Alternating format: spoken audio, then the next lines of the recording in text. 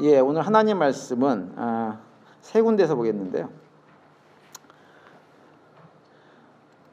누가복음 17장 11절에서 19절까지, 그리고 시편 92편 1절에서 3절까지, 데살로니가전서 5장 19절 18절 말씀을 함께 보시겠습니다. 누가복음 17장 11절에서 19절까지 말씀 제가 봉독해 드리겠습니다.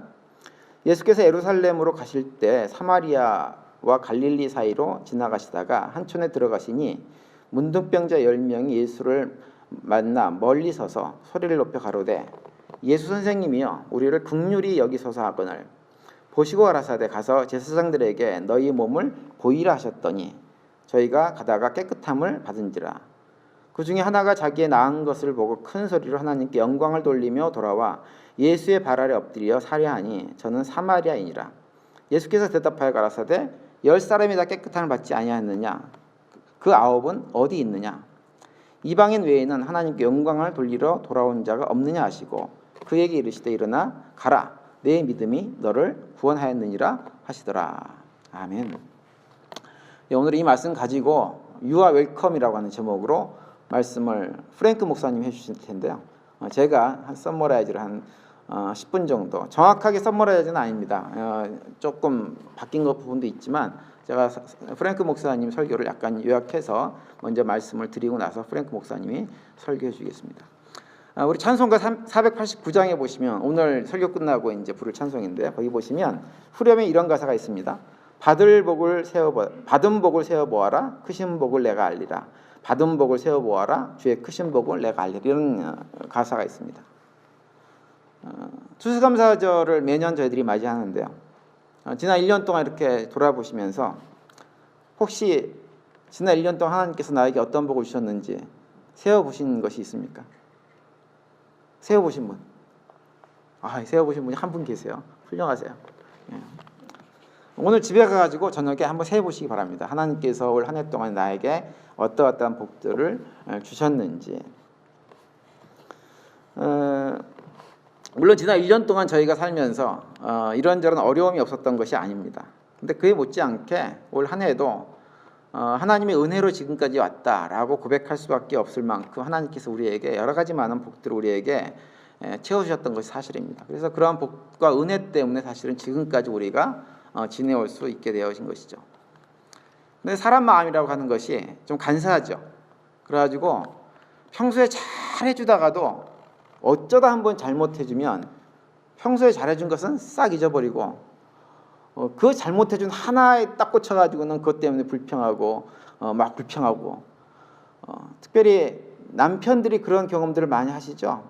평소에 잘했는데 한번 잘못했다가 그냥 완전히 그냥 다 물거품 돼버리는 경험들을 하는데요. 사람들이 주로 그렇습니다. 그런데 하나님 관계에서도 우리가 좀 그런 면이 없지 않아 있어요.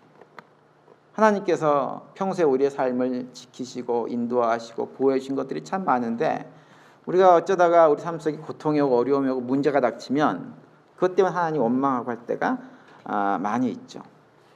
그러다 보니까 이 땅에 살면서 우리가 하나님께 감사하기보다는 오히려 하나님을 좀 원망하고 불평하고 할 때가 훨씬 더 많이 있습니다. 성경 주석을 했던 매튜 헨리라고 하는 분은 이런 얘기를 했어요. 하나님의 선하심이 가득한 이 세상이 정작 하나님을 찬양하는 일이 너무나 적고 또 하나님의 은혜로 사는 수많은 사람들이 하나님의 영광을 노래하는 일이 너무 적다는 것은 정말 안타까운 일이다. 이런 얘기를 했습니다. 우리 성도님들은 어떠세요? 감사하고 사세요. 감사하신다면 무엇 때문에 감사를 하십니까? 사실 우리가 감사절을 맞이해가지고 감사에 대한 생각을 할 때 우리가 정말 무엇 때문에 하나님께 감사하는지를 좀 되돌아볼 필요가 있습니다. 정말 감사의 제목을 무엇으로 삼아야 될지, 그 이유가 무엇인지. 일리노이주에 살고 있는 64세 먹은 루비라고 하는 여성이 있습니다. 이 여성은 몸에 사지를 쓸 수가 없는 여성이에요. 그래서 한 16년 이상을 갖다가 그냥 침대에 누워가지고 생활을 해야 했습니다. 그 루비라고 하는 여성이 유일하게 할 수 있는 것은 뭐냐면 오른손 엄지손가락을 갖다가 이 까닥거리는 것 외에는 할 수가 없는 그런 여인이라고 합니다.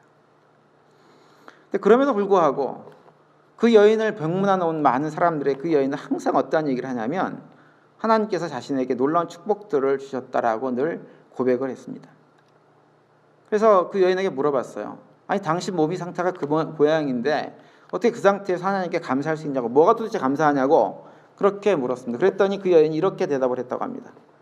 예수님이 나의 죄를 용서하셨고 나는 매일 편하게 누워서 나를 구원해 주신 예수님의 넘치는 사랑을 누리고 있습니다. 이렇게 얘기했다고 하는 거예요. 그러자 사람들이 묻습니다. 아니 그래도 누워있으면서 마음이 낙심되고 절망되고 이럴 때가 없냐고 이렇게 물으면 또 이렇게 대답을 했다고 합니다. 나는 이렇게 누워있지만 말할 수 없이 평안하고 주님이 부르시면 언제든지 그 부르심에 응답할 준비를 하고 있습니다. 이렇게 대답했다고 하는 거예요. 여러분, 우리가 하나님께 감사할 때 하나님께 감사하는 감사의 조건 중에 가장 중요한 건 뭐냐면 하나님께서 우리를 받아주셨다고 하는 사실입니다.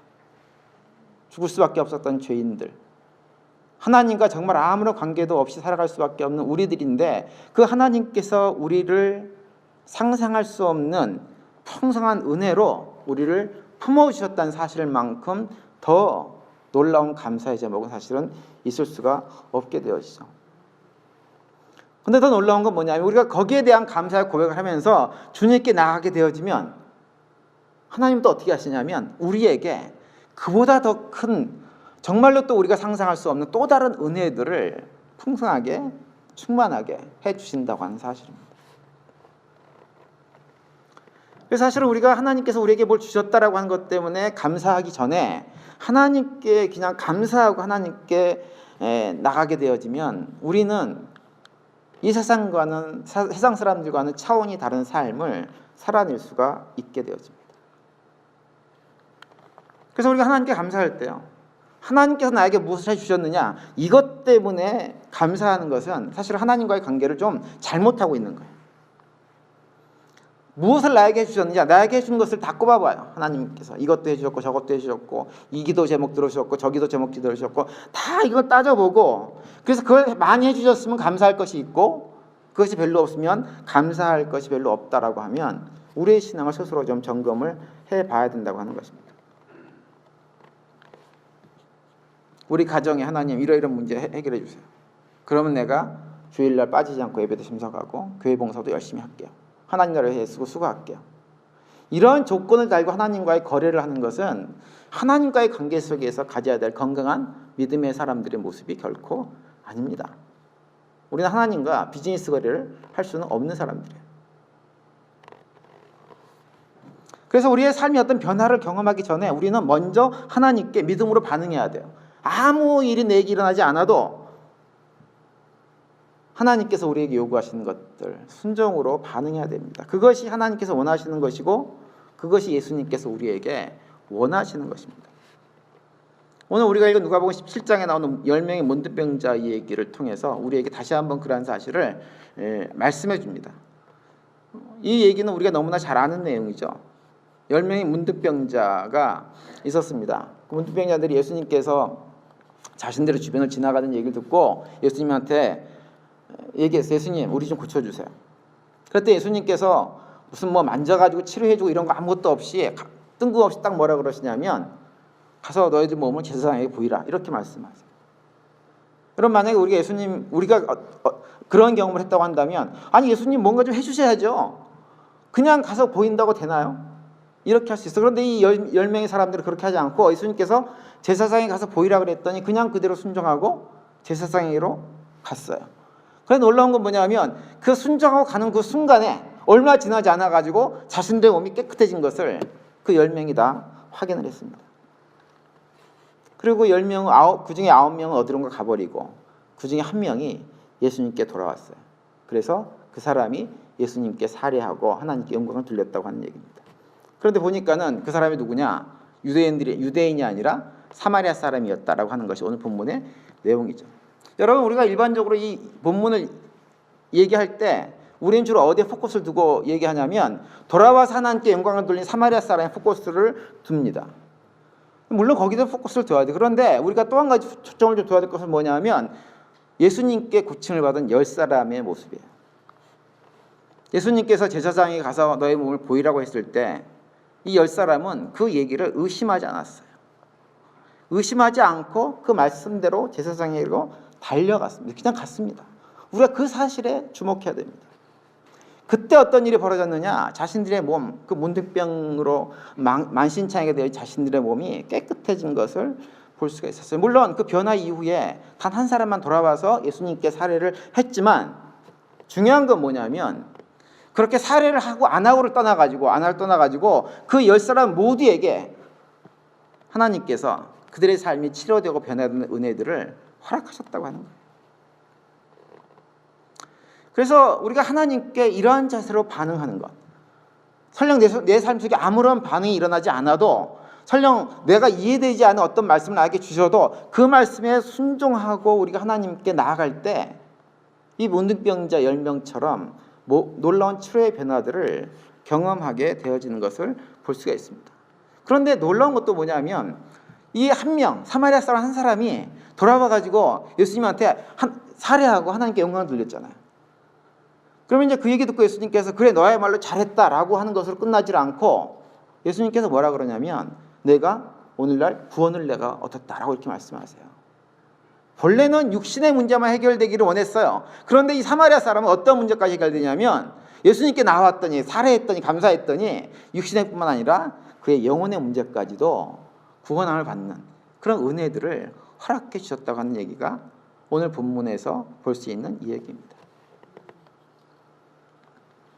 히브리서 13장 15절에 보면 이렇게 말씀하세요. 이러므로 우리가 예수로 말미암아 항상 참매의 제사를 하나님께 드리자. 이는 그 이름을 증거하는 입술의 열매니라. 이렇게 말씀하세요. 여러분, 하나님은 우리가 이 땅에 살면서 하나님께 감사하고 찬양하고 고백할 수 있는 기회들을 많이 제공해 주십니다. 그리고 그런 기회를 통해 가지고 하나님께서 우리가 더 많이 하나님께 감사하는 삶을 살기를 원하세요. 그래서 데살로니가전서 5장 18절에 보면 뭐라고 얘기하냐면 범사에 감사하라. 이는 그리스도 예수 안에서 너희를 향하신 하나님의 뜻이다라고 말씀하세요. 범사에 감사하는 그것이 하나님의 뜻이라고 하는 거예요. 그래서 감사의 문제는 우리가 감사할 조건이 얼마나 가지고 있느냐라고 하는 것이 아니라 우리의 환경과 관계없이 하나님께 감사하고자 하는 태도를 우리가 가지고 있느냐가 훨씬 더 중요한 문제입니다. 우리가 그런 태도를 가지고 있지 않다면 하나님께서 우리에게 아무리 놀라운 일을 한다고 해도 우리는 하나님께 감사할 수 없습니다. 그런데 우리가 그런 태도를 가지고 있으면 아무리 열악한 상황 속에서도 오직 한 가지, 나를 죄에서 구원하시고 하나님 백성 삼아주신 그 예수 그리스도의 은혜만으로도 말할 수 없는 감사의 찬양을 하나님께 올려드릴 수가 있게 되어지는 거죠. 추수감사절을 맞이해가지고 우리에게 감사의 기회와 조건을 풍성하게 주신 하나님을 찬양할 수 있게 되기를 바랍니다. 무엇보다도 예수 그리스도를 통해서 우리를 보내주신 그 은혜를 잊지 않고 감사하는 가운데 이 추수감사절의 기간을 더욱 뜻깊은 시간으로 보낼 수 있게 되기를 간절히 축원을 드립니다. Good morning. Thank you, Pastor, for providing the foundation in Korean for what I'm about to say in English. Psalm 92, 1 through 2. Listen with focus, receptive to what God would say to us today through this psalm of thanksgiving. Many of the psalms are psalms of praise and thanksgiving, and this is one of many. Beautiful focus verses, Psalm 92 through 1 through 2. What a beautiful thing, God, to give thanks and to sing an anthem to you, the Most High. To announce your love each daybreak, and to sing your faithful presence through all the night. Beautiful. Simply beautiful. And now we hear from the Gospel of Luke, chapter 17, verses 11 through 19, the story of the lepers and the story of praise and of thanksgiving. It happened that as he made his way towards Jerusalem, he crossed over the border between Samaria and Galilee. As he entered a village, 10 men, all lepers, met him. They kept their distance but raised their voices, calling out, Jesus, Master, have mercy upon us. Take a good look at them, he said. Go, show yourselves to the priests. They went, and while still on their way, they became clean. And one of them, when he realized that he was healed, turned around and came back, shouting his gratitude, glorifying God. He kneeled at Jesus' feet, extremely grateful. He could not thank him enough, and he was a Samaritan. And Jesus responded, "Were not 10 healed? Where are the other 9? Can none be found to come back and give glory to God except this outsider?" And then he said to him, "Get up on your way, for your faith has healed and saved you." A story of thanksgiving, a story of praise. And the final verse, 1 Thessalonians 5:18. A beautiful verse, but a verse that is a great struggle for many people. Listen with focus and clarity. Be joyful no matter what. Pray all the time. Thank God no matter what happens. This is the way God wants you who belong to Christ Jesus to live. God's word for God's people today. Amen. Well, happy Thanksgiving. It's great to be here and to celebrate Thanksgiving with you. I love Thanksgiving. Of course, I understand that you've already had Thanksgiving a while ago. Is that correct? In the Korean culture, as I understand it, you have a Thanksgiving in your cultural tradition, several weeks ago, if not longer. So this is really, in some ways, your second Thanksgiving. I told a friend of mine this week that I was coming to preach on Thanksgiving and celebrate it, and they were happy. And I said, "Yes, this will be my second Thanksgiving." They go, "You're what?" Number 2, because I celebrated Thanksgiving in the Korean tradition several weeks ago. They thought, "Well, I wonder why they have 2 Thanksgivings." I said, "Well, the culture of Korea, the history, is to have a Thanksgiving on a certain date, and I don't know all of what is behind that, but it happens. And they join us, meaning us in the States, to celebrate Thanksgiving with the turkey and the fixings." 2 Thanksgivings. And I thought to myself, well, why not have more than 2? Why not have 52 Thanksgivings every year? 52. Well, 1 per week. Oh, someone said, well, why not have it daily? Not the turkey and the fixings and everything else, but aren't we supposed to practice Thanksgiving every day? Amen. Every day. Practice Thanksgiving. So I want to invite us today to think about how Thanksgiving is more than 1 or 2 times during the year, but it is fundamentally an attitude deep within of the Christian faith. And in fact, every day is a gift from God, and all lives are gifts from God. So I invite you to join me today to take what we call an attitude adjustment. Maybe you don't need an attitude adjustment. I do, because I'm not as grateful as I could be. I practice Thanksgiving. I'm grateful. I'm talking about deep gratitude. I want to grow this year to be a thankful and a grateful person. I want to develop some habits of gratitude so that it becomes instilled inside of me. So point number 1, grab hold of this.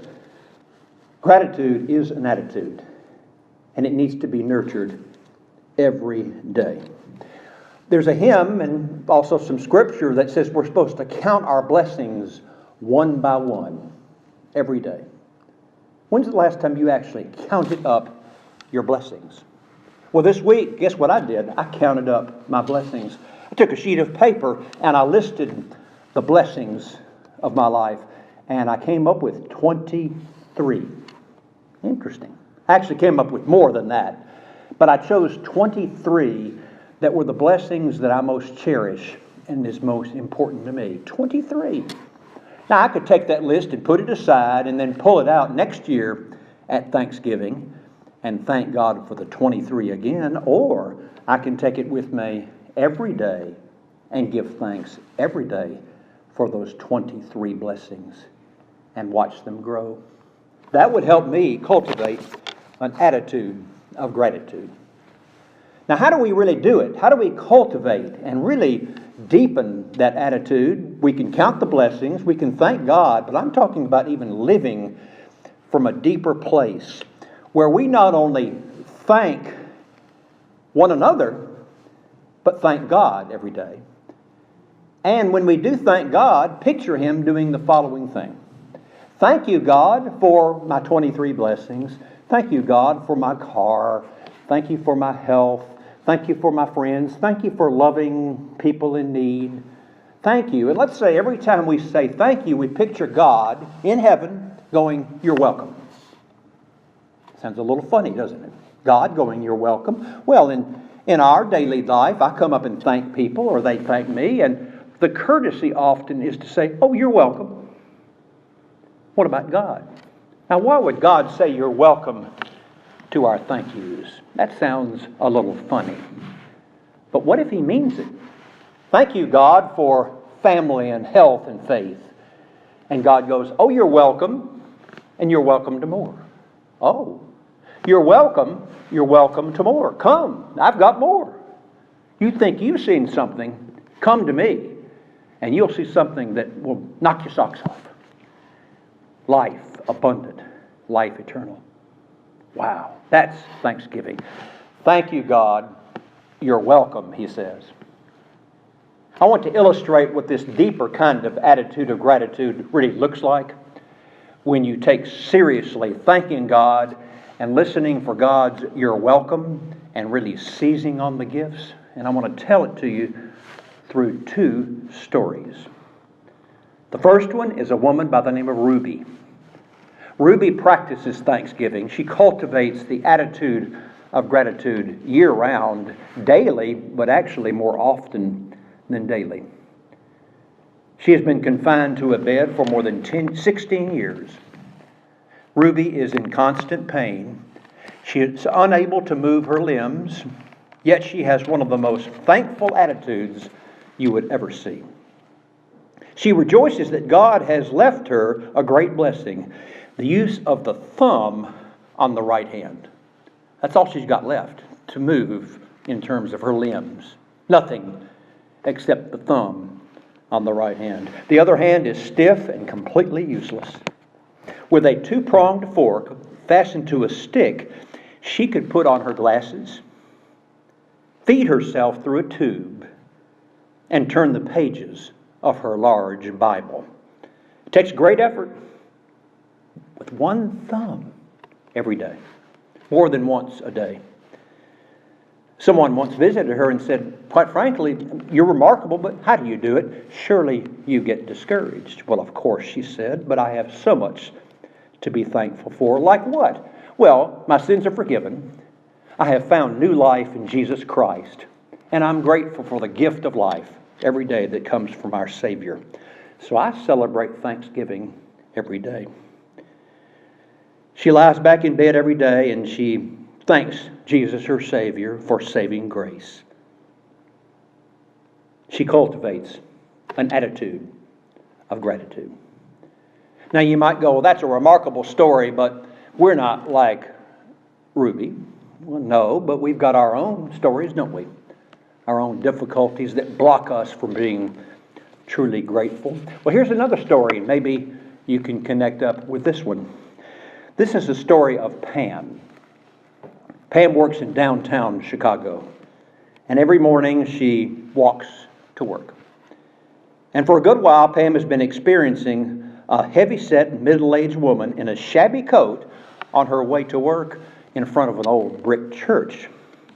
Quite frankly, when Pam first started walking to work and the woman would not push herself but simply welcome gifts, Pam was not one that was into that. She thought, well, the woman could use that money for all kinds of things that aren't good. But then she saw something different in the sparkle of the eye of Sarah. That was her name, Sarah. So she started giving her money every day. Gave her more, was very generous, quite frankly. And over time, they developed quite a relationship. Not talking a lot, but a little. And then it would vary. Some days 1 minute, some days 20 seconds, some days 3 minutes, but always, thank you, you're welcome. Thank you, you're welcome. Thank you, you're welcome. Went on for months. One day, she came out and Sarah was gone.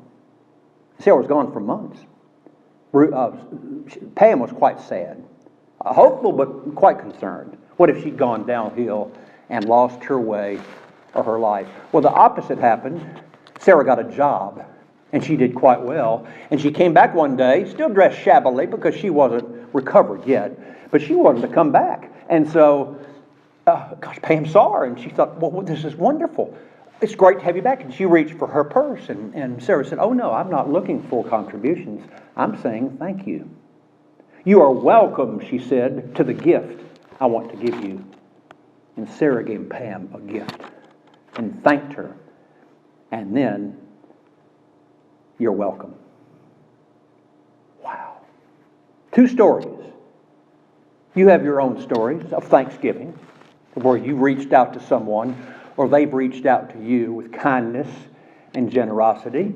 And thank you and you're welcome are a part of that, but it's more than just good manners.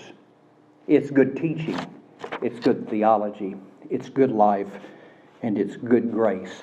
Now, all of the people I've described to you, if you were to ask them what really fuels them and deepens them, it's their relationship with Jesus Christ. Because they're grounded and founded on God's acceptance of them and love for them in Jesus Christ. And they have responded to what God has already done. For God so loved the world, He gave them His only Son. He gave us His only Son that we might have life and have it more abundantly. Wow. He did not come into the world to condemn the world, but that the world might have life and have it through Him. Which brings me finally to the story of the 10 lepers.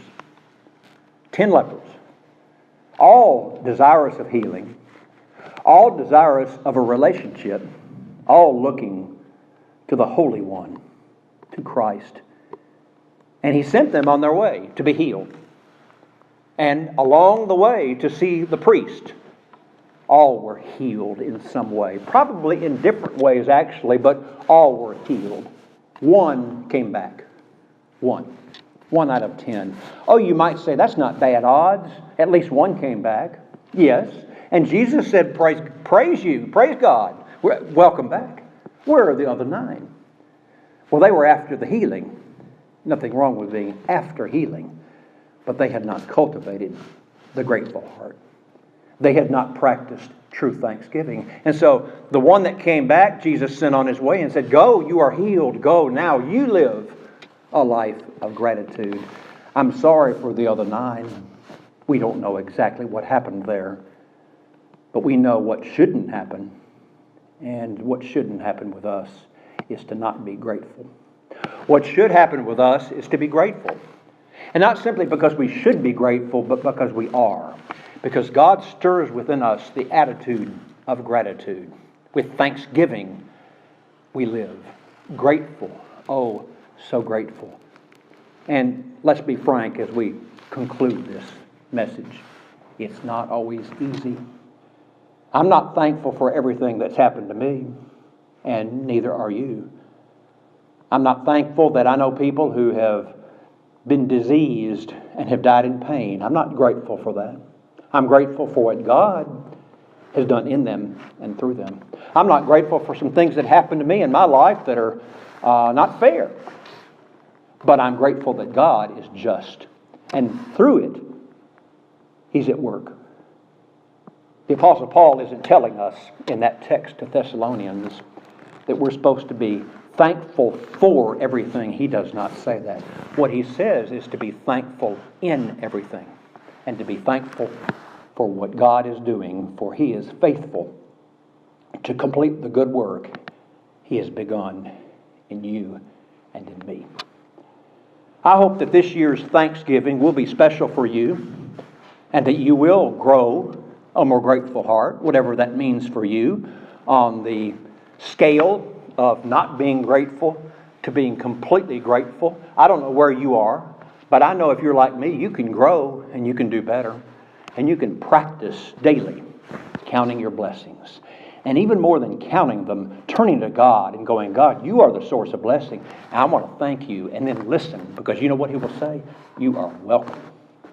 And you are welcome to more, because grace abounds. Come to me, and I will give you life abundant, and eventually life eternal. All we have to do is to come and to bring ourselves to Him and receive His welcoming grace, and life will be transformed. So happy Thanksgiving, joyous Thanksgiving, grateful thanksgiving. In the name of the Father, and the Son, and the Holy Spirit. Amen.